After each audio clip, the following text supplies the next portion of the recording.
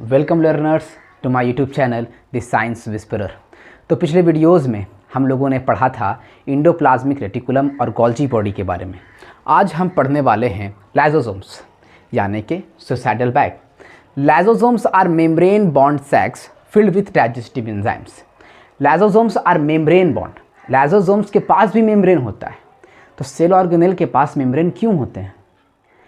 Cell के अंदर बहुत सारे सेल ऑर्गेनेल होते हैं, जैसे कि endoplasmic reticulum, Golgi body, lysosomes, mitochondria. तो इन सब के अंदर अपने अपने केमिकल एक्टिविटीज़ हो रहे हैं। तो ये सब केमिकल एक्टिविटीज़ मिक्सअप ना कर जाएं, एक दूसरे से अलग रहें, इसलिए इनके पास खुद का मेम्ब्रेन होता है। तो लाइसोसोम्स के पास भी मेम्ब्रेन होते हैं और उस मेम्ब्रेन के अंदर डाइजेस्टिव एंजाइम्स पाए जाते हैं। It is sacs like structure.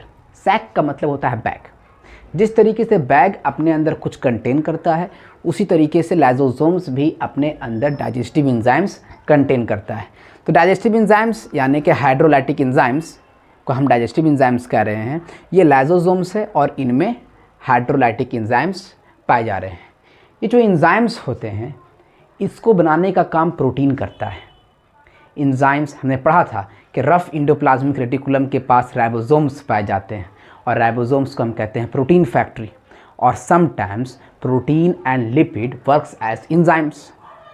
Protein और लिपिड एंजाइम्स का काम भी करता है। तो these enzymes are made by RER। ये जो डाइजेस्टिव एंजाइम्स है, ये जो हाइड्रोलाइटिक एंजाइम्स है, इसे RER ने बनाया, मतलब कि इसमें प्रोटीन भरे हुए हैं। Lysosomes are known as suicidal bag as they contain powerful digestive enzymes that digest any foreign material as well as burn out cell organelle by bursting on it on. Lysosomes को हम suicidal bag भी कहते हैं क्योंकि इसके पास एक powerful digestive enzymes है जो करता क्या है कि कोई भी फॉरेन मटेरियल हम उस मटेरियल को कह रहे हैं जो सेल के बाहर से आ रहा है और उसमें सेल का उससे कोई काम नहीं है।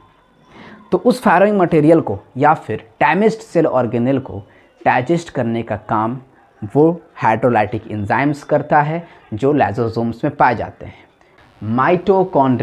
Mitochondria is a double membranous cell organelle.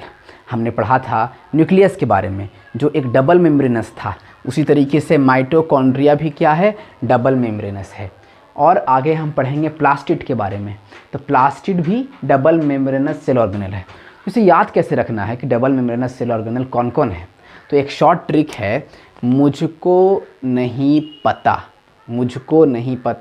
M से माइटोकॉन्ड्रिया, N से न्यूक्लियस और P से प्लास्टिड।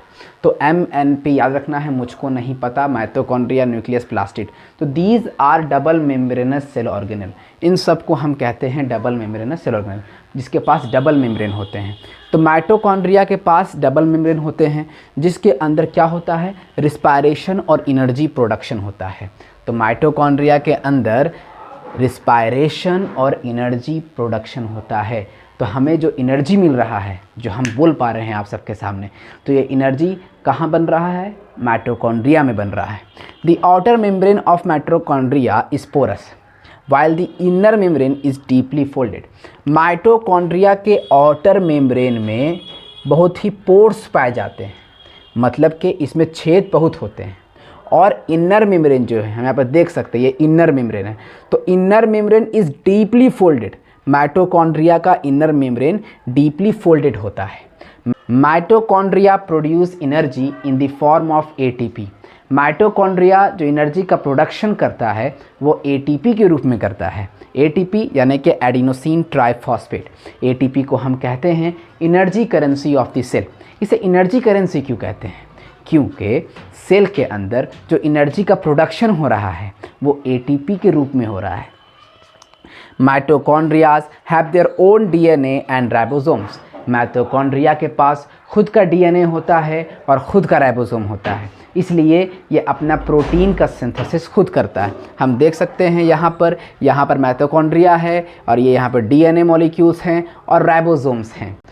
तो आज के लिए इतना ही। आगे जानने के लिए जुड़े रहें द साइंस विस्परर से।